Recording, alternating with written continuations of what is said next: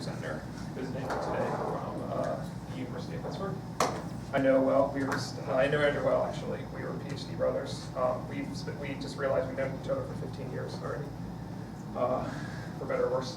So Andrew graduated from Ohio State in 2003. He was then moved on to be a Copley Institute for Cosmological Physics fellow at the Copley Institute for Cosmological Physics at the University of Chicago. Then he was an NSF fellow at Chicago, I believe, for 1 year. After which he was snagged up by Pittsburgh, where he's been on the faculty since 2008, okay? So Andrew has wide areas of interests in sort of cosmology and astrophysics, dark energy, dark matter. He's going to be talking to us a lot about dark matter. So in addition to being a preeminent physicist at the University of Pittsburgh, Andrew also produces very excellent graduate students, one of which we're happy to have here, Mayu, who graduated with her PhD from Andrew years ago. So Andrew's going to be talking about dark energy here, so go ahead and take it away. Alrighty.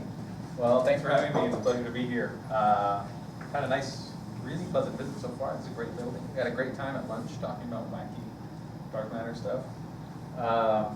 Today I thought to eliminate overlap between what I do and what Louis does, I'd talk a little bit about dark energy. And just holler if something is not clear. I don't know how broad or narrow the audience is usually for this, so I'm flexible to do whatever you want me to do. From the very, very beginning. It's kind of like choose your own adventure. Yeah. You know, I don't know if you're old enough to remember those books. But I'll begin with the basics, the cliff notes of the universe.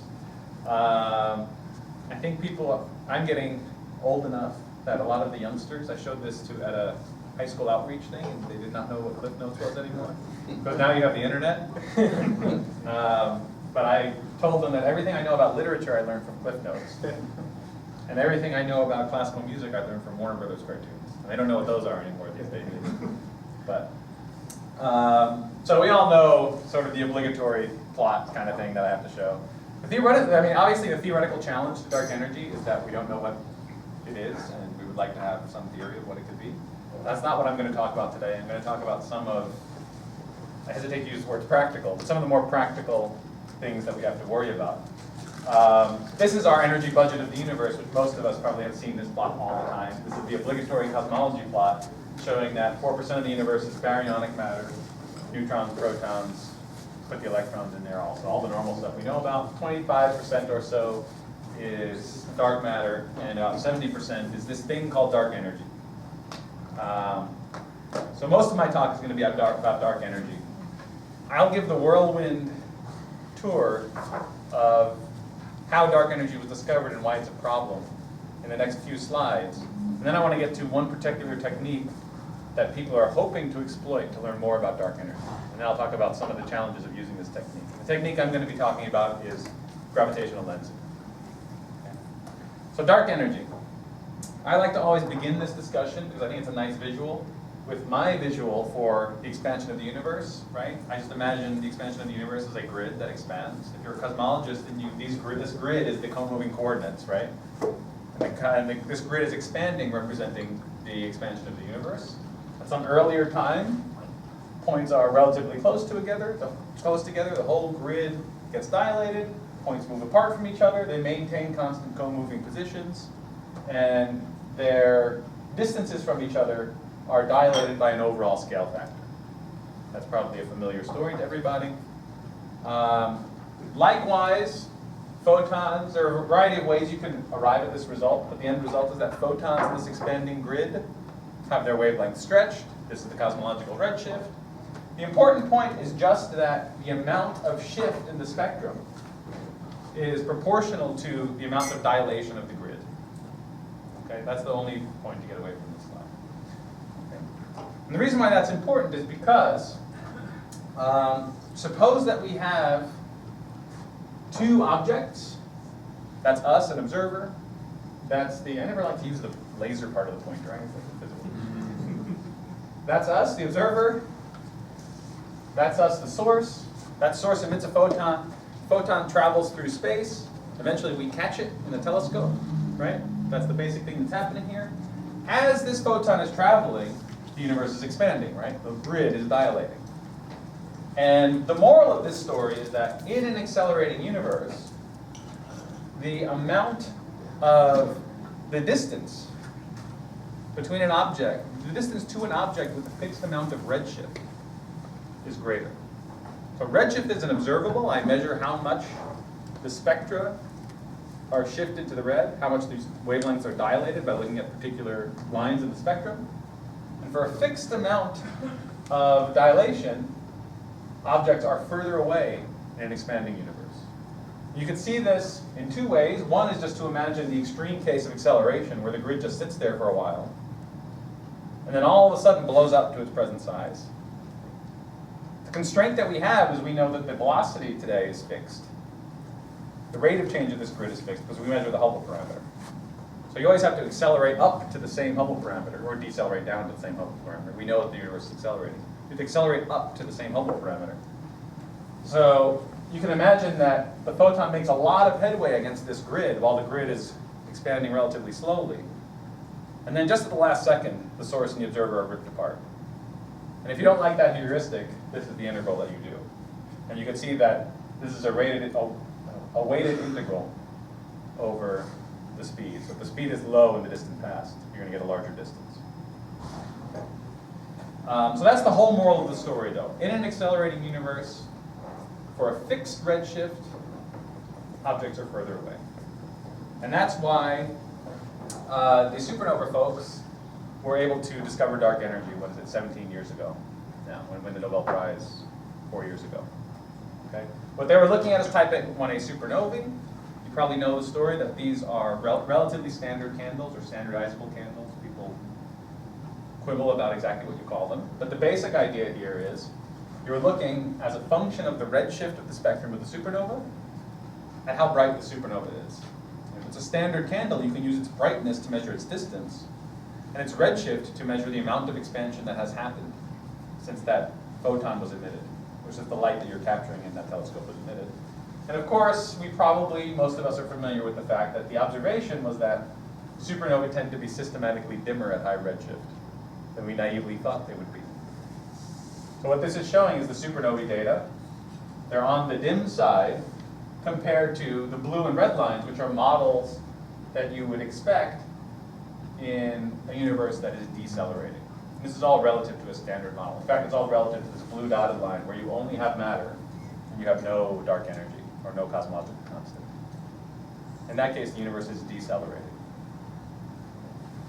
And the observation is that the supernovae are systematically dim, indicating something like 70%-ish dark energy component in the universe, something that drives this acceleration. And dark energy, we have no idea what it is.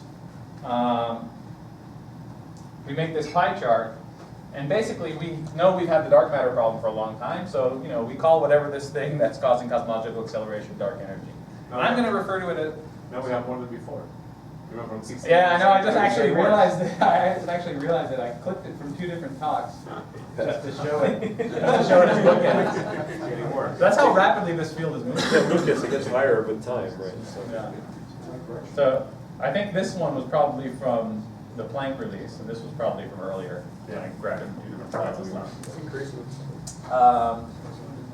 And if I'm being honest, I don't even remember if I changed the wedge. Anybody notice that? Figure you can't resolve a few percent here and there.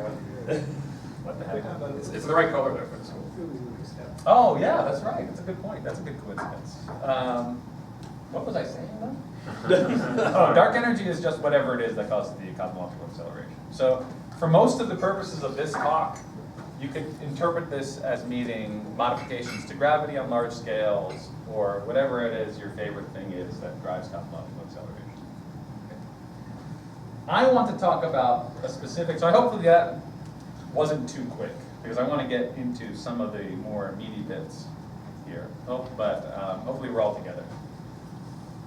I want to talk about a particular technique. There are a handful of them out there that lots of people are pursuing that will hopefully tell us more about the history of cosmological acceleration in the universe, and hopefully, therefore, tell us more about what should be causing this acceleration. Here are just a couple of examples of the types of observatories or experiments that I'm going to be talking about. One is the Dark Energy Survey, currently taking data.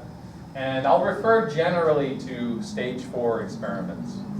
These are things like the Large Synoptic Survey Telescope, LSST, the Euclid project by the European Space Agency, or WFIRST, which will be made up of, I forget what AFTA stands for now. Something, will be made up of those telescopes that the military gave astronomers a few years ago. Assets, I know the last A is assets, because I remember So taking a very... physically focused telescope asset. Yeah, that's what it is, yeah. I knew it was assets, but I knew it had to be like a really military word. Like an astronomer would never call something an asset. So I'm going to talk about one of the things that these, particularly Dark Energy Survey and LSST, are after as a probe of the dark energy. One of the things they're trying to measure. What they're trying to measure is gravitational lensing. So I'll go through now a little bit more slowly. I'll step through how gravitational lensing works as a probe of cosmology. And I'll show you one of the two most difficult theoretical systematics associated with gravitational energy. I call them theoretical systematics. What they are is limits to our theoretical ability to predict the signal we're actually trying to measure. Okay. We'll probably measure this thing with Dark Energy Survey with more precision than we can actually predict what it should be. So here goes. This is kind of like a little bit of pretty picture time, but I think it gets the basic point across. This is an example of gravitational lensing. Here is a foreground galaxy. It's actually a foreground group of galaxies right here. Okay, you can think about this big red galaxy as the guy in the center.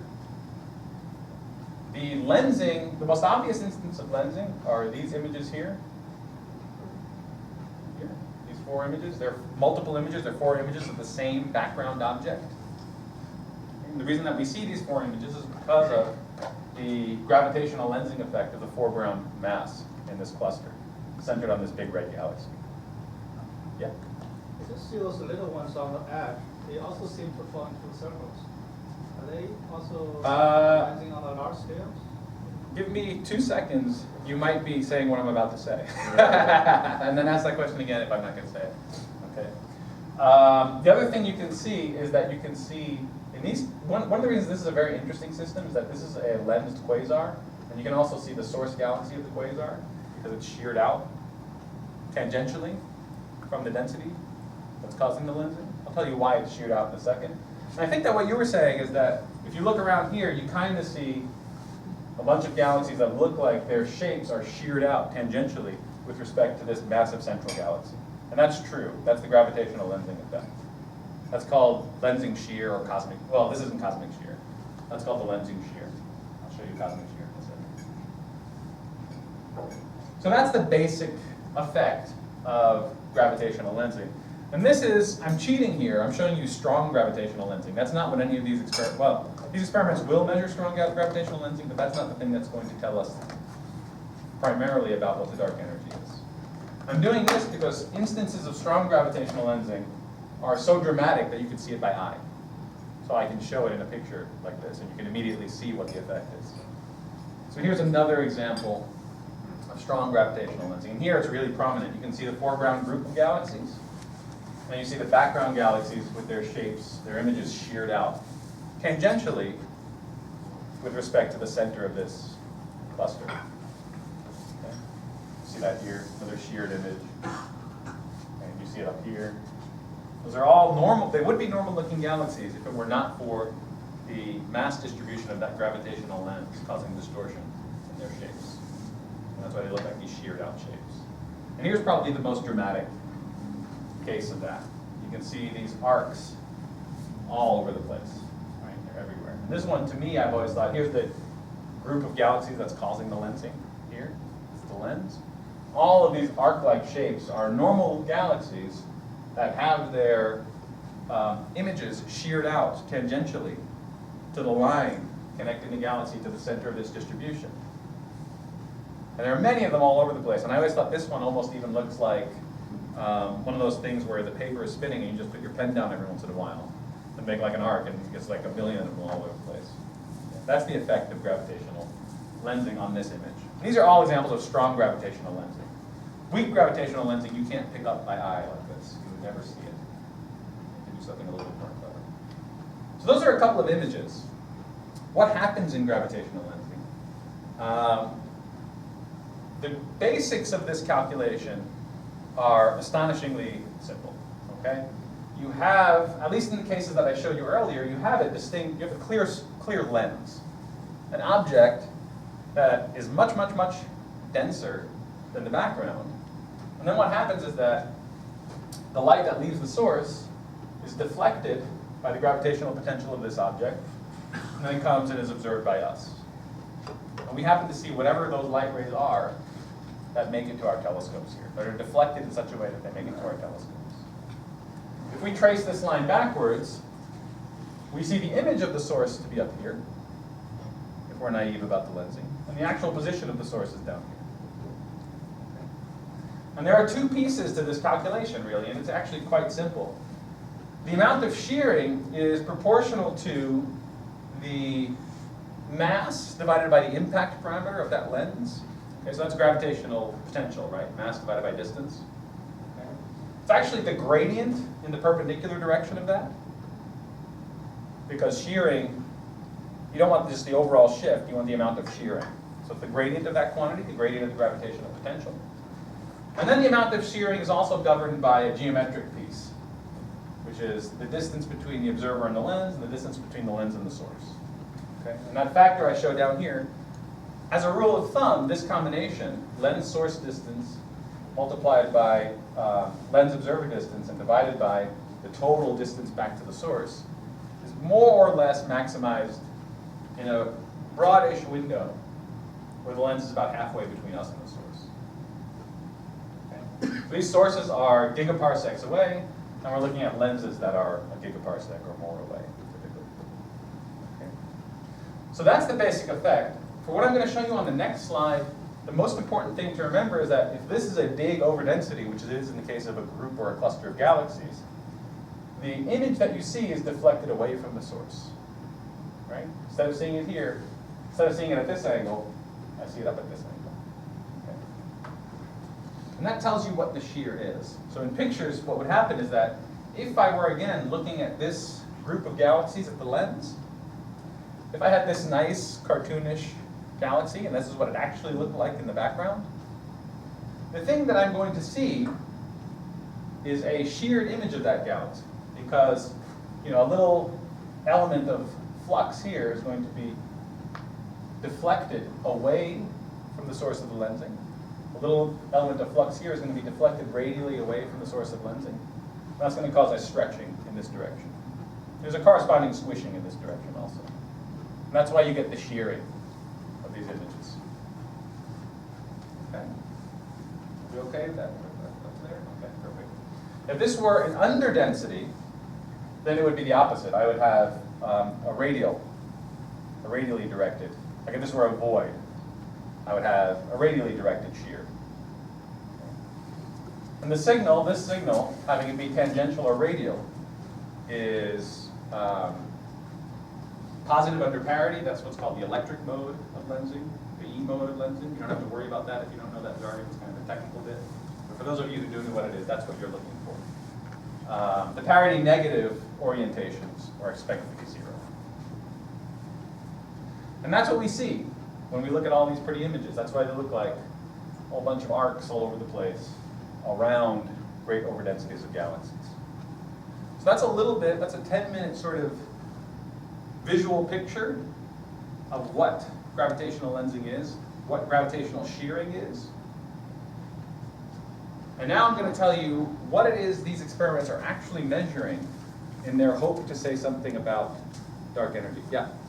In the first example you showed, why were there 4 separate images rather than some approximation to a circle or an arc? So you only actually get arcs in the case where the orientation of the lens source system is very nearly circularly symmetric in some cases.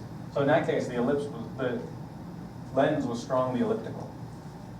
And in that case, you can show that there are actually 5 directions from which the light can be deflected so that it actually gets to us, the observer. One of them is always at the center of the lens, so we can't see it. It's blocked by the galaxy causing the lensing. So in the case where you violate this cylindrical symmetry, this axial symmetry, then you'll get multiple images. You'll get these 4 images instead of an arc. Does that make sense? And each one of them, I suppose, was a little bit smeared out, but I just didn't notice that. Well, the very bright part of it is effectively a point source. It could not be resolved by this telescope. So that wasn't smeared at all. But one of the things, it's not really important for the point of this talk, but one of the things I showed was that was an AGN, that was an active galactic nucleus. One of the things I showed was that next to that, one of the interesting features of that particular system is that you could see the source galaxy of the AGN because it was sheared out. Okay. But it's very dim compared to the AGN itself, so it's not, it wouldn't be obvious if you weren't looking for it. Anything else? So these are strong gravitational. I'm having trouble wrapping my head around the wide voids, this radial, this inverse shearing or something. It's just because the deflection is the opposite. So in other words, If you work it out, the deflection winds up being. this is going to get pushed into that region. Yeah, and as so opposed to- where I said if you have an overdensity, you see the thing deflected away. With an underdensity, the deflection angle is That's opposite. really everything else deflecting it. Everything else along the other side. So how I should think about it. I mean, gravity should be doing the bend. I guess, yes, that's how the calculation is done. Yeah, that's how I would think about it, yeah. I always like the heuristic of having a positive density, but Right. the calculation works out the same if you take a background with a negative density there. Yeah, you get the same answer. Yeah. Okay. At least mechanically.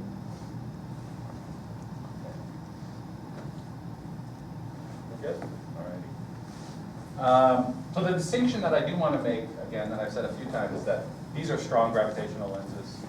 This is not what these experiments are going after, but this is the basic idea. What these experiments are going after is something called the cosmic shear. It is the distortions in the shapes of galaxies. I haven't talked about the distortion. I haven't talked about the magnification because we don't know the distribution of galaxy brightnesses. I'm going to focus on the distortions in the shapes of galaxies. The distortion in the shapes of galaxies caused by all the little density fluctuations along any line of sight. So what you can imagine is that in the last few slides, all I did was cherry pick a few objects that the HST exposed on for a long time, that we knew that there was lots of matter there, and that we should see some gravitational lensing effect. Most of space is just, you look out, you're not going to be pointing at a cluster, you're pointing at mostly nothing. Nevertheless, if you have some distant galaxy along some line of sight, its shape is going to be distorted by all the tiny little density fluctuations throughout the universe. And you can compute how much the shapes of these background galaxies are sheared. And this is my cartoonish diagram to show you how this calculation is done. Again, at least schematically, it's very, very simple. There's some details here that become onerous, but schematically, it's very simple. You have, this is my universe, all the blue stuff. That's my dark matter, actually. So in this case, even though I'm talking about dark energy, dark matter is causing all of the lensing. It's just that it's become so mundane, right? We all know dark matter is there. Let's use that to probe dark energy. The dark matter is causing all of the lensing. And what I do is I integrate the transverse gradient of gravitational potential. So the gradient transverse to the direction of propagation of the gravitational potential. And I integrate it all along the line of sight. Because that transverse gradient determines how much the infinitesimal shear caused by any little density fluctuation. Okay, so I integrate that here and here and here. And in actuality, what's done, what you can show that this is sufficiently accurate for analyzing forthcoming experiments, is we use the Born approximation. So this is just a straight line. And we integrate the transverse gradient along a straight line to any individual source. So the distinction here is that there is no distinct lens. There's no obvious lens causing the lensing. You're just looking out at a source, and, well, for any individual source, the effect is so small, you won't see the fact that it's lensing. But you look at a population of sources, and you see that they exhibit some lensing effect caused by all the tiny little density fluctuations along the line of sight. Okay, that's the cosmic shear. That's distinct from strong gravitational lensing. This is also called weak gravitational lensing, because it's weak, because you can't see it.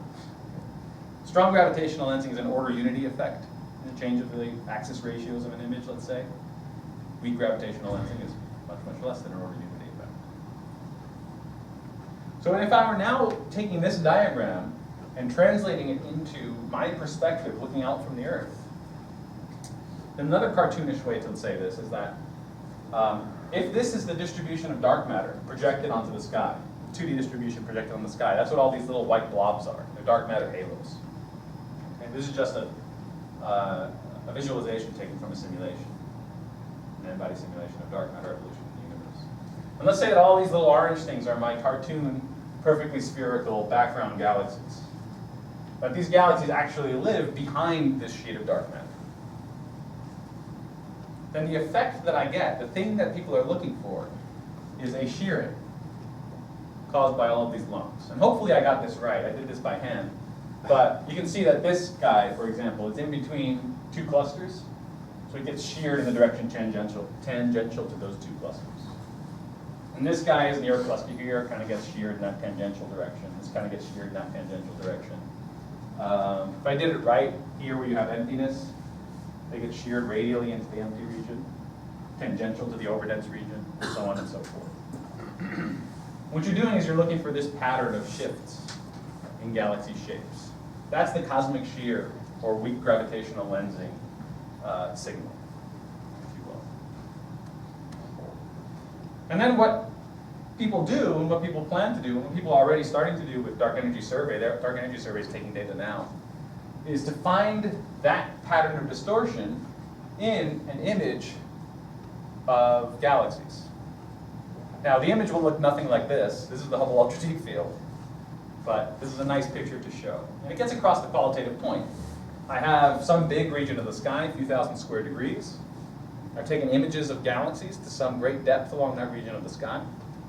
And then in practice, what is done is you lay down a grid here. It doesn't have to be a grid. Sometimes these grids are defined, have fuzzy boundaries, but bear with me on a grid. That's more of a technical point. I go into this grid. I look at all of the galaxies in this grid. And I say, is there a net quadrupole from the light coming from those galaxies? Right? And it might be oriented this way, let's say. It has some strength, and let's say it's oriented this way. Now I look for the net quadrupole from all the galaxies in this direction, here, and here, and here, and here. So I have a map of the shearing effect. And of course, some of it is just due to noise. Galaxies are randomly oriented at some level. And you want to pick out, what we're trying to do is to extract the strength of the quadrupole induced by cosmic shear compared to the noise.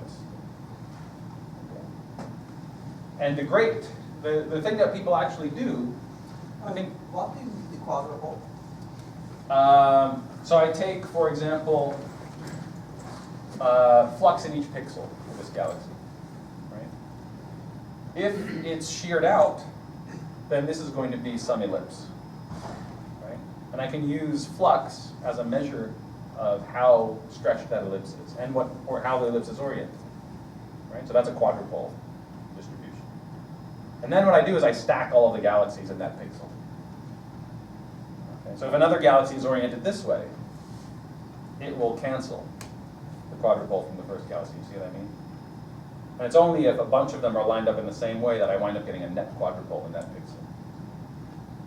And that gives me, that quadrupole is proportional to the amount of shearing. Okay, so see what I mean? Okay. So I make a map of this shearing. And people have actually tried to do this before. When I first started working on this a few years ago, I didn't know about this, but I recently found a very old paper, which is kind of a cool paper, from 1966, looking for this type of effect, cosmological distortion effect. And obviously nothing was detected. And it's funny how far we've come. It's interesting how far we've come. So this person, Jerome Christian, was looking for, you can see he's talking about the magnetic and the electric type, gravitational distortion as tests of Friedman and steady state models of cosmology. And now we're at the point where we're trying to do high precision cosmology with this. So the idea is that you take this map of shearing, and now you can make a power spectrum of the shear, or a two-point correlation function if you want to think in real space. Theorists always work in power spectrum space. Observers always work in correlation function space. Then we, I don't know, worry about Fourier transform later. So what you do is you make a power spectrum of these quadrupole distributions, or the shearing across the sky. By the way, there's a story behind that, because that's Gary Christian. Yeah. Oh, I don't know the story. There's I a, accidentally found this video. there, There's only this page. You know, it's there's a crazy. reason, there's a reason why he didn't discover the strong lensing, and I'll tell you that after he was taking plates. He was Okay, taking I'd this love to effect. hear that. Okay. There's a reason why he didn't, there's a cosmic censorship reason why he didn't. Oh, okay. On photographic plates. Okay. It's photographic plates. What was I saying? So this is a plot of that power spectrum that dark energy survey, for example, is hoping to measure. So here I've made an example that looks like something that maybe the dark energy survey would measure. This is very much like a cosmic microwave background, a CMB power spectrum. It's multipole on the x-axis. Probably most of you have seen that CMB power spectrum 1,000 times, probably 1,000 times more than you wanted to see it. Here's RMS power on the y-axis. Okay. And the prediction for a standard lambda CDM cosmology is this black line here, if you can't see it. And the red band is the statistical error that dark energy survey hopes to achieve in that measure. And then all that I'm showing in this plot, just to give you, and I have angle here for reference if that helps out. The only thing I'm showing in this plot, just to give you a sense of how this works, is that say a W equals minus 1.4 already ruled out probably, cosmology. Or a W equals minus 0.6, where W is simply the equation of state of this unknown dark energy, the density to, the pressure to density ratio. Dark energy experiment, the dark energy survey would easily tell these apart. And in fact, it hopes to get something like a 5-ish% measure on W by computing this power spectrum. That's the whole point. Is that W nod, or is it W? This is zero? just W. This is a model. I have made this where the model is only a W. So it's only W naught, I guess. WA is 0. And here I've shown something crazy. Omega matter of 0.5. That would be off the charts ruled out. And one last little bit, just to give you the last little technical detail, is that the sources we don't have to deal with completely in projection. We have some idea what their redshifts are. So I can look and see how much our nearby sources lensed, and by how much our faraway sources lensed. The faraway sources will only be lensed by this material. Both of these populations will be lensed by this material. And I can get some sense of the lensing effect as a function of redshift. We call that cosmic shear tomography. Okay. And it's interesting, what the lensing effect is actually doing is it's performing a distance redshift measurement. The underlying assumption here is that we know the statistical properties of overdensities. And that what we want to do is then use the geometrical piece of lensing. The same geometrical piece of lensing that you teach in like Physics 100. Well, a lot of people don't teach that anymore, right? Where you try to figure out how big an image is and if it's inverted and all that business. That geometrical piece is the same here. And what we're doing is we're saying, I have the redshifts of my sources. I know the distribution of redshifts of overdensities, because I know the CMB power spectrum that tells me the statistics of density fluctuations. And therefore, I know the relationship between redshift and distance. I'm just measuring it through the lensing effect. That's the primary way in which lensing is sensitive to dark energy. It's through the geometric portion of the lensing effect. And these are the types of plots that people make. This is the goal, one of the goals. So there was a question earlier about if W was W0, WA. The standard benchmark model, whether you like it or not, and people argue about this more than it's worth wasting breath on, I think. The standard benchmark model is to say that the dark energy is some material, which has an equation of state W. And then the theory behind what that W should be is Taylor expansion. Right? You just say it's some value today plus a linear term. And let's measure these two parameters. Okay? So this is a projected constraint on W0 and WA that may be achieved by forthcoming experiments. DES is the blue curve, or the blue ellipse. W first is the red ellipse. LSST would be the orange ellipse. This is only from the lensing portion of these surveys. So these surveys have other things that they can potentially do which complement this. And you can see what people are trying to get. And I say this is a constraint on W perpendicular because really the thing that you care about is the width of this ellipse. That's telling you the best measurement you have of W at any redshift. And the only reason this thing is rotated is because we don't measure W0. We don't measure W today. The we measure W at a time we measure W best at a time that is not today, at higher redshift. Because most of the lenses happen to be at a redshift of about 0.7 or so. So we measure W best at a redshift of 0.7. That's what this measurement does. It tells you what W is at a redshift of 0.7. And that's what the width of this ellipse is. And that's the interesting thing if you want to ask what I think is the most interesting question. Is W minus 1 or is it not? Minus 1 being a cosmological constant or a vacuum energy. Okay, you just want to know how wide that is. And that's what these constraints are. LSST will give you 1% on this number. At least that's the statistical limitation of LSST after the systematics.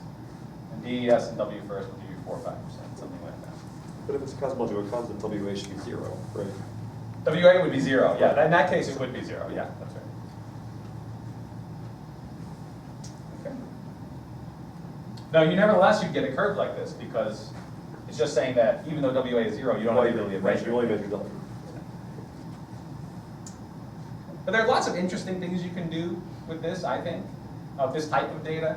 So one of the things that Mayu did for her thesis with me was to show, you can ignore these dashed lines for now, to show that lensing would constrain the lifetime and mass difference of unstable dark matter better than any other technique you could possibly think of in a model-independent way.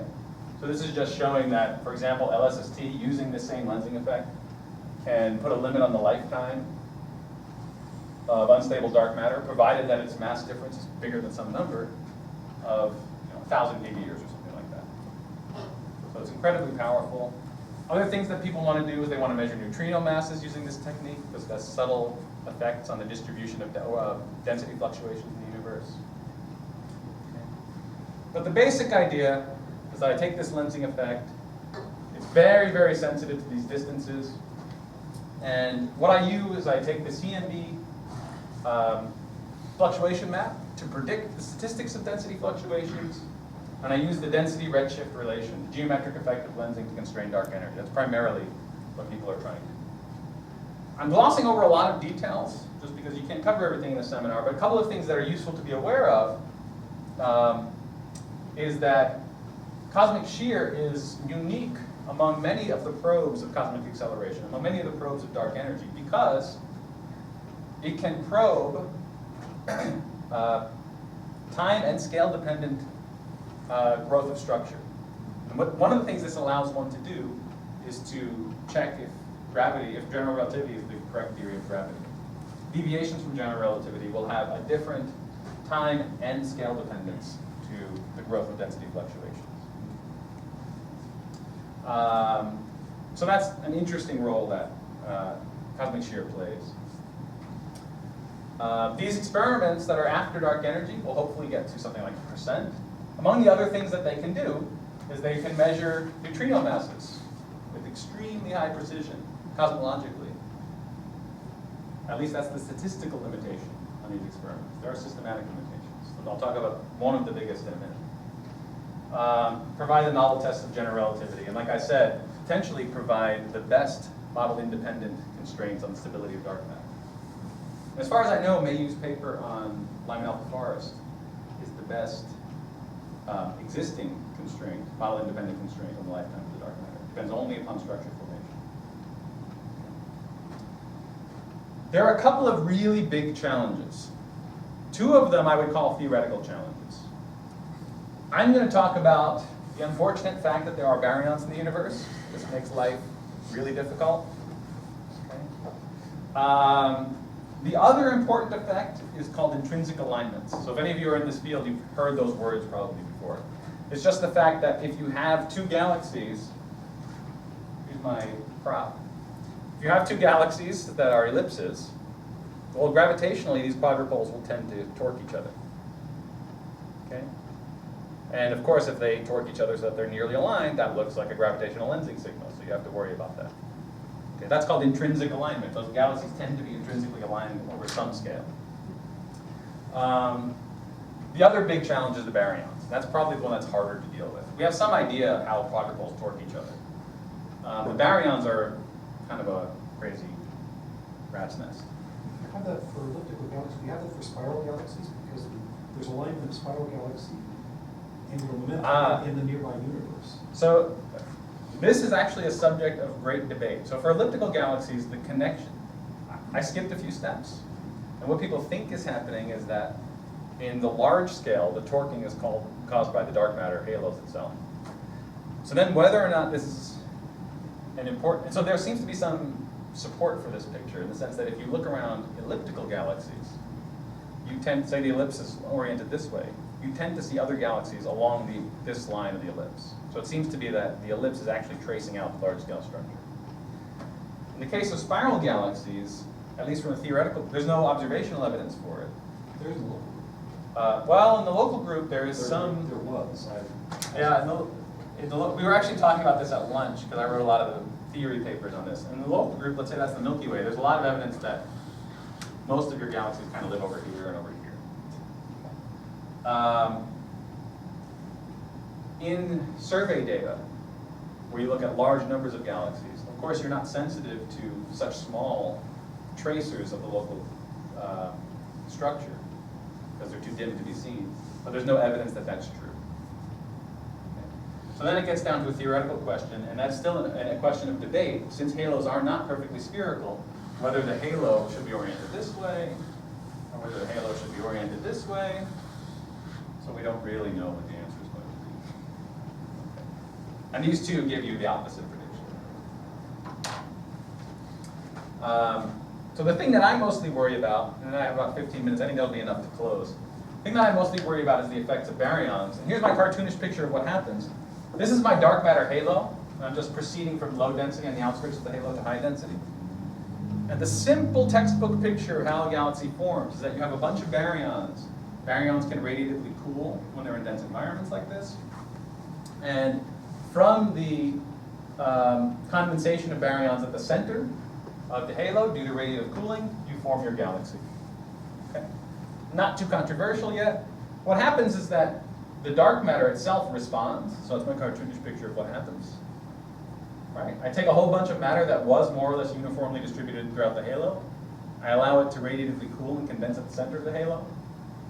My density profile changes. Okay? My halo might contract, might get more dense at the center than otherwise it would be.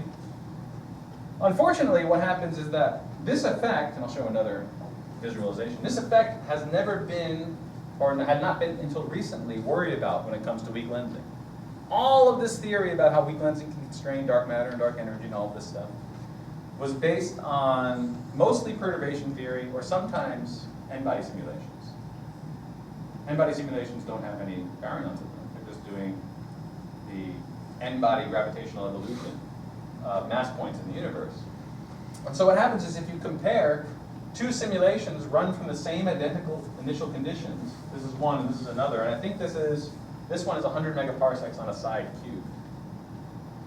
And you plot a density map of the two different simulations. The one in which there is baryonic physics, so that galaxies form, the density contrasts tend to be a lot higher because of this effect. Now that's actually not a universal result. We don't know enough about what the baryons do yet to make this prediction unambiguous. In fact, there are lots of simulations where there are very strong AGN in the large halos. And they're so powerful that they actually puff up the dark matter halos.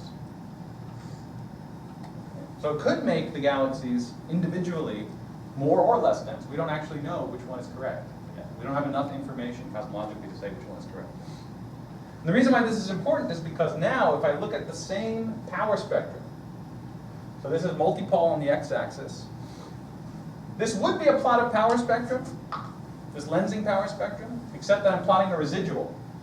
What I've done here is I'm plotting the difference between a dark matter only simulation and a baryonic simulation in units of the power spectrum that I measure from the baryonic simulation. So it's a percentage deviation among the predictions.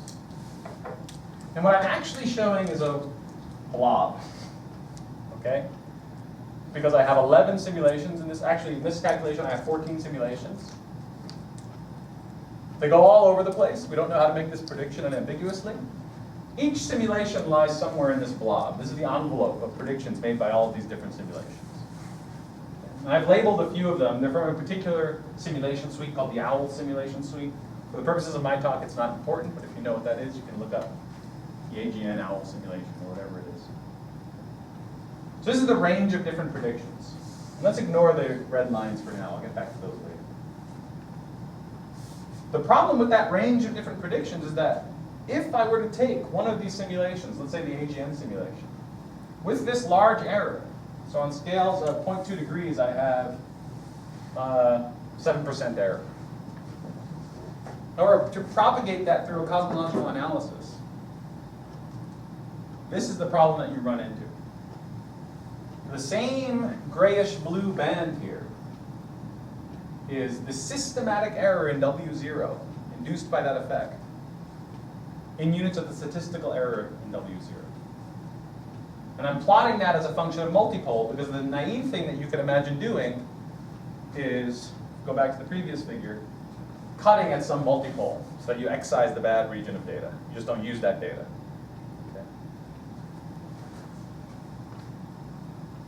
The whole problem here is that if you go out to any reasonable multipole where people hope to do these analyses, which are numbers of a few thousand, you have systematic errors that are huge compared to your statistical error. So this is minus 6 sigma. So 6 sigma in the negative direction. Okay. So that effect is really bad. And it's a real pain if you're somebody like me trying to do the theory of this, because that effect is also really hard to calculate. You can't just use simple perturbation theory to calculate this. Or it's not known how you could use simple perturbation theory. I don't see how you could. So that's primarily what I deal with. Right now, I just took over as coordinator for the theory effort for the LSST dark energy program.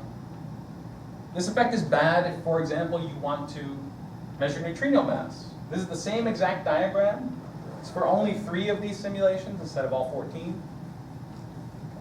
But it's showing the systematic error in neutrino mass divided by statistical error. You can see these numbers are kind of crazy. You're 20 sigma off in neutrino mass. And the problem with neutrino mass is the worst case scenario because neutrino mass only causes changes in the spectrum of fluctuations on relatively small scales, and that's where this effect becomes really important. So it actually has the same scale dependence as neutrino mass. So that's kind of terrible. That really sucks. So you want to deal with that. So I'm going to skip this little slide here, and I'm going to tell you, well, what are the things that we've tried? So I'm not too down on the idea of being able to deal with this yet. I think it potentially can be dealt with. I think it's potentially an opportunity to learn some new things. You'll have to see. Okay. The first thing you can do, which I mentioned earlier, is you can just, what's called, the fancy word for this is nulling your data, if you know what that means. If you don't, you can just chop your data some way that tries to get rid of this effect, or tries to minimize this effect. Unfortunately, we basically tried a whole bunch of algorithms for doing this, and this is extremely ineffective. And the reason is because for the dark energy program, most of the signal to noise you get is in the quasi-linear regime of the power spectrum. So there's no way to chop your data without actually chopping the signal that you're trying to extract. So that kills you. So what you're left with is hopefully trying to figure out how to model this. So I'll tell you of at least one way I've tried to model this, and hopefully two. We'll see if I have enough time. There are 2 ways you could do this. You could take what I call the halo model-based approach, which is to say, I know the biggest effect that the formation of galaxies has is in some kind of local region, a few megaparsecs across. That's the length scale we're talking about. It rearranges mass. Okay? Say in the halo, it rearranges the mass within a halo. Condenses the halo, or if there's a strong AGN, it might make the halo more diffuse.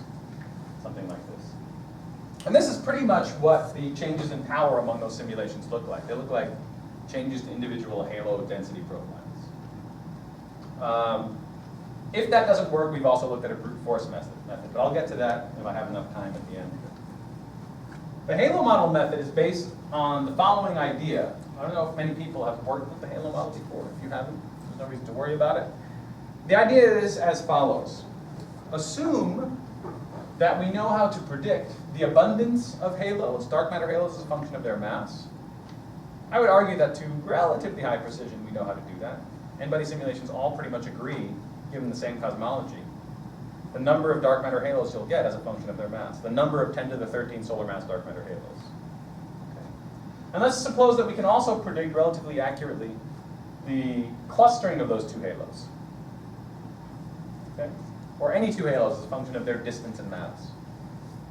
Then I can compute the 2-point function of mass by just saying I know where all of the halos are, and I know how many there are, and just add up the density at all points separated by this distance r. And it will be composed of two terms. Mass elements that exist in distinct halos, the 2-halo term, and mass elements that are in a common halo, the 1-halo term. So the only thing that I'm doing is I'm using this technique to compute the statistics of density fluctuations. And I'm saying, well, what we can do is we can account for the fact that galaxies change the structures of halos by just allowing the structure of the halo to be another free parameter in our fit. It's not very insightful. I wish I had a way to predict the way, uniquely, how the density profiles of halos were changed by galaxy formation. But we just do not know enough about what the baryons are doing to make that prediction unambiguous. Different simulations give you different answers. If you want to analyze real data, you better be sure that your technique is not tailored to a specific simulation. Okay? So I'm going to let that just float freely. And if you want to know the details of how I did this in two ways. One is with NFW concentration. That's what I'm going to show you today. And the other one, some more details involve modeling the cold gas and the hot gas and all these components separately. And that's very straightforward in this model, because those components are always correlated with a halo. It's always built on the foundation of there being a halo there. Okay. That calculation is really straightforward. So what I can do is I can take this potentially large residual given by this span of simulations here.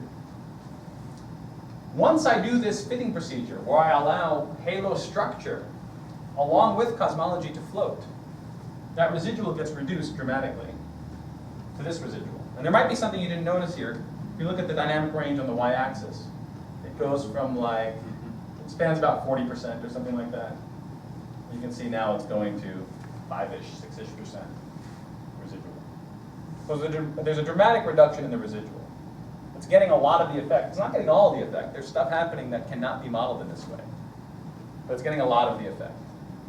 One of the things that's really encouraging about this is that in these simulations, if you go and ask the question, what is the halo profile of the actual halos in the simulations, measured directly, rather than inferring them from lensing, you get the same answer for the concentrations.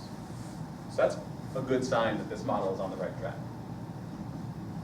And there are two things to consider, and I'll more or less be done because I have about 4 minutes left. The first thing to consider is how much statistical power do you lose? And that's what this plot is showing. Okay? So I know that a lot of these plots are a little bit unconventional, but that's what this plot is showing. On the x-axis is multipole. That's the maximum multipole out to which you're willing to push your analysis. The smallest scale out to which you're willing to push your analysis. Okay? On the y-axis is the error in my model where I have these extra nuisance parameters. I'm allowing halo profiles to vary. Compared to the error in W0 I would have if I knew nonlinear structure formation perfectly. Okay? And what I'm showing is that more or less the degradation statistical error is 40% or less in W0, something like that. Depends on exactly where you cut your scale. Same thing for WA. So that's promising. 40% is not devastating because the systematic error was like 6 sigma. And now I can show you the plot that I showed you earlier again. The orange band here is the band to which the systematic error is reduced. So it started out as a plus 1.5 to minus 6 sigma systematic error. Now it's reduced to about half a sigma, something something like that. So this seems to be one effective way to do this. And I kind of have lots of interests: dark matter, dark energy, galaxies. If you're interested in galaxies, these nuisance parameters are not just nuisance parameters. They're actually going to tell you, they're going to be really powerful probes of how the galaxies formed in the first place. And one of the things that this could be, if this is how the analysis were carried out, is it could be a 5% or so measurement of halo concentration. That's what's on the y-axis here. This is the power law of the halo concentration as a function of mass. This is the halo concentration. Okay, it's just scaled to a particular unit, but the error bar is 5%. Okay? That's by far the best you could hope for measuring halo concentrations directly from data. And that tells you something about how the baryons got there, because most baryonic effects induce much larger than 5% changes in halo concentration. That's why this was a problem in the first place. And in particular, if you're interested in which halos this is focusing on, it's more or less measuring the concentrations of 10 to the 14 solar mass group clusters, depending on what you call that guy, at a redshift of about 0.4. But it's going to really strictly constrain your model for how galaxies form. So that's kind of the interesting bit. I can say something similar about stage 4 experiments. I'll just skip to the last little bit, which I think is interesting. Right now we're testing that phenomenological model. We have to sort of convince ourselves that over any range of simulations that we consider reasonable, that model will work. That's the best we can do. There's no proof that will ever be right? There's another brute force model that seems to work quite well, which is just to say, if I take the variation in power spectra among all the simulations I have, I can decompose that into principal components of the observables. In other words, principal components in the power at each L. And I can subtract a few of those principal components from the data. Just use the remaining data. I can subtract linear combinations of P of L, P of power at a given multiple from the data. Use the remaining data. So all I'm showing here, the rows are different redshifts. So you don't need to worry about that. It's just showing source galaxies that live at different redshifts. Concentrate on any one row. The columns are showing different redshifts. Concentrate on any one row. In this row, I show the full variation among the whole simulation suite. In this row, I've excluded the primary and principal component. And in this row, I've excluded the two highest variance principal components. So you can see that there's hardly any variation left. Two principal components capture all of the crazy stuff that baryons are doing. Now, that's a lot less insightful maybe in a phenomenological model, but it's really, really, really effective. I think part of the reason that I wanted to show this and not skip it is because I like this plot, even though it's super crazy busy. So I'll show you what this is in the last minute that I have, and then I'll conclude.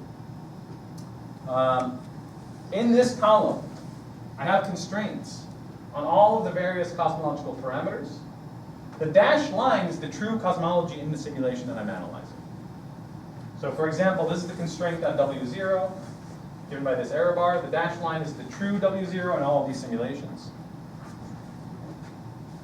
And I'm just showing here that in a dark matter only simulation, where all the theory had been done before, and where effective field theory, perturbation theory of structure growth is really effective, I can actually support my claim that I can use lensing to infer the correct cosmology. That works. That's all I'm showing here. Nothing surprising. In all the other panels, so each group here is a different simulation. This is adiabatic gas, not a very realistic model, but an extreme model. This is the OWL's AGN simulation. This is a simulation where radiative cooling is artificially weak. Here's a simulation where radiative cooling is artificially strong. I've just chosen them to probe sort of the endpoints of the parameter space. So all I'm showing here is that if I do nothing, I don't remove any data from consideration, and I do nothing to model baryonic physics, then, for example, I'm biased in my cosmological parameters. And these are slightly different from the contours I showed you earlier because I used a different parameter set here. That's a little bit of a technicality. It came from two different papers, and I changed my parameter set a little bit. But the basic point is there. I'm biased in my inferred cosmological parameters. And the difference primarily is it makes a big difference whether or not you normalize your power spectrum with sigma 8 or using the CMB. For those of you who are experts on this. You can see here for the OWLS AGN simulation, I get a huge bias in W0. Okay, that's the thing I'm trying to get rid of. But now you can see that if I remove, for example, the 3 primary principal components that describe baryonic effects for the data, the bias is more or less removed, but the statistical error has not exploded. That's the hope to achieve. Okay. So that's the point. I don't want to dwell on this anymore because I think I'm out of time, so I'll just conclude. So what I'm trying to show you is that weak lensing is, at least according to statistical limitations, the best way to learn anything about dark energy. It all comes down to systematics. Baryonic effects and intrinsic alignments are the 2 biggest systematics. Those are the 2 things I worry about the most. I told you about baryonic effects today. I've tried to convince you that we can do some phenomenological modeling that is at least adequate for analyzing dark energy survey data, for survey data that we'll have over the next few years, that can account for baryonic effects, and probably tell us a lot about how galaxies form in the process if you're interested in that. We might need to do a little bit better than LSST, but we might need to do a little bit better by the time we get LSST or Euclid type data, stage 4 dark energy experiments as they're called. It'll be the next decade. And in the very least, it may be possible to use brute force, this principal component analysis, to try to at least inoculate ourselves against this large systematic error. So what are we doing now? A whole bunch of things. Testing different approaches, different methods for doing this, testing this on new simulations, exploring multiple probes, doing cluster cosmology at the same time as doing lensing cosmology, because they provide complementary information on the growth of structure in the universe, and so on and so forth. But I think I should stop now. I think I'm done. But I'm happy to take as many questions as I can take. Or do you want to ask? You go ahead and clap. I rarely stop talking unless somebody makes me stop talking. I was ready to make you stop. You can ask my wife about that. Okay, okay, thanks. That was really good pedagogical talk. Is there any more questions for Andrew? So you mentioned about the baryonic, but somehow, suppose I change the dark matter from cold to warm, or Yeah, so that I didn't, yeah. do you have any effect from that? You will, yeah, exactly. So this would be, I have not computed that. Other people have though. I don't have a plot. I don't know the numbers on the top of my head. That would be more effective than what people have already done to constrain warm dark matter, which is usually looking at line alpha flux. It's basically the same thing that you get from the neutrino mass, same type of effect. It's a suppression of power at smaller scales. I don't have the number off the top of my head. Or for example, axionic dark matter? Well, axionic dark matter is still cold. Yeah, but you probably. There's people done these. Oh, well, yeah, simulations okay. with ultra-light axions.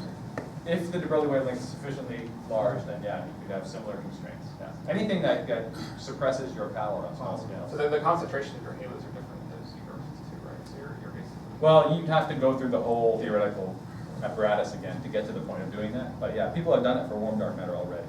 I don't know if people have done it for axionic dark matter. People have produced these W plots for more dark matter. Oh yeah, definitely. I haven't, but other people have. Okay. It's not exactly theory, but the other systematic is the distortion of depletion CCDs due to the charge collision. Oh, there's a million other, But yeah. that's the really big one. Yeah, Because yeah. if you have a bright object, it distorts everything nearby. Yeah. And so do you include those, did you ever look at that effect in your modeling also to see, for instance, the PCA analysis? Yeah. Is that a systematic that will appear in the PCA analysis, or does it come out of the PCA Ah, analysis? so in the paper that we wrote, no, but we did point out, so we used the baryonic effect as sort of a test case for the PCA analysis.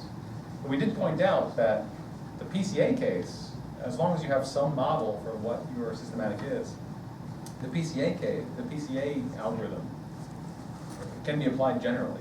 So we did point out that you could use, you could fold in a lot of other systematics into your prediction of what the actual observed power spectrum will be.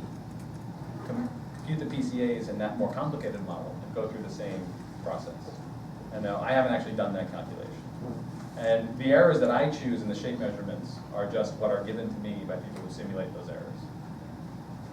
Okay, I have a question. So, in the middle of your presentation, you talked about a paper, I think.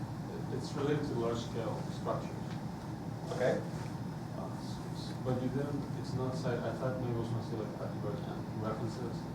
Something. What in particular were you worried about? It's like way in the middle. Way in the middle. Okay. Before the For this? before the variance, before that, yes. Before even Christian. We're getting closer. Now I'm way in the beginning. Yeah, that's way. There was something about like some people take it as like maybe strong evidence for modifying the fuel gravity very large scales, but that's the way I took it, and I was a little bit skeptical. I don't think I have a specific slide about Yes. this. It's not. I didn't prepare a specific slide about that. I have done calculations along these lines. Lots of people have considered the cosmic acceleration, loads of people have considered the cosmic acceleration as possibly due to deviations from general relativity as the theory of gravity on large scales. So then you can ask questions like, what observable, how can I constrain deviations from general relativity?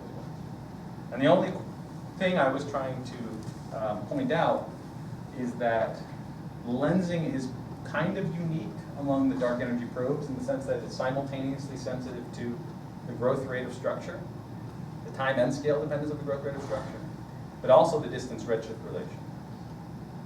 And that gives you leverage on modifications of general relativity as a theory of gravity. However, it can be compromised by both intrinsic alignments and baryonic effects. Yes, but But I only wanted to talk about dark energy today to keep it simple. are there any Everything carries over to that.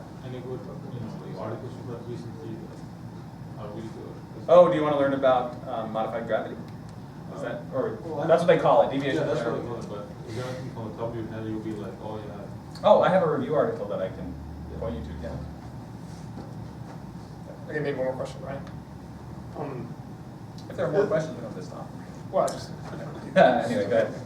So as an observer, I see this and I think, wow, we're getting really far away from the actual measurements before we can start to learn something about cosmology. And so so for the example of dealing with concentration, with halo concentrations, you're essentially introducing a nuisance parameter to change the halo mass concentration relation. And I wonder, like, how much flexibility do you allow there? Do you allow the baryons? Do you allow the halo mass concentration relation? Is it just a fixed offset? Is there a tilt? Can the tilt evolve with redshift? From an observational point of view, you might expect that would happen actually. Yeah, so I've done a bunch of things. Today I showed you results for the concentration mass. It actually is not, this measurement's not very sensitive, and the reason to what you do, and the reason is because the lensing effect is sensitive to a narrow range of halo masses, around 10 to the 14 solar masses, and a narrow range of redshifts, around 0.4 or so.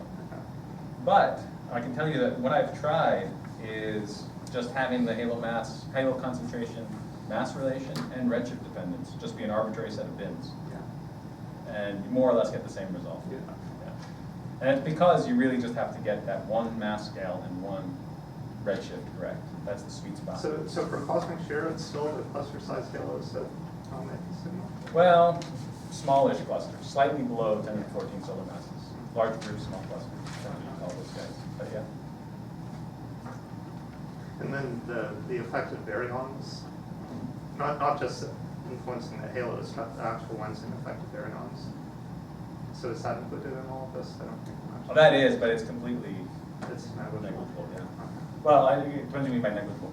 The fact that the baryons are rearranged themselves is a very tiny effect compared to the rearrangement of the matter. No. I mean the lensing effect of the baryons.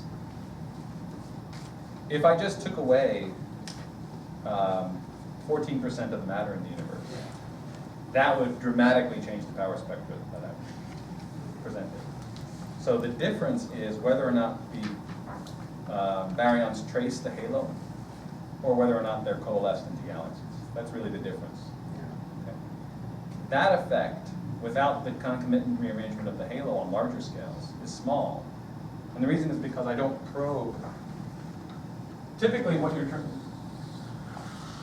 we cannot probe with weak lensing scales so small that we see what's happening, say, in the inner half of the halo. This whole business with changing concentrations, and the reason why the model can be kept so simple, because we only really need to get sort of these fluctuations on the 1 megaparsec scale correct. So exactly internally how the baryons are oriented It doesn't matter. doesn't matter so much. That's a smaller effect. The real question is, does the rearrangement of the baryons puff the halo up equal here? That's kind of the real question. Right? The results I presented today, I think, well, I'm sure, were for a power law in mass, concentration mass relation, and power law in redshift evolution. So that's the simplest I've ever tried. I don't want to go any simpler than that, just for safety. Anything else? Okay, well, let's just thank Andrew again.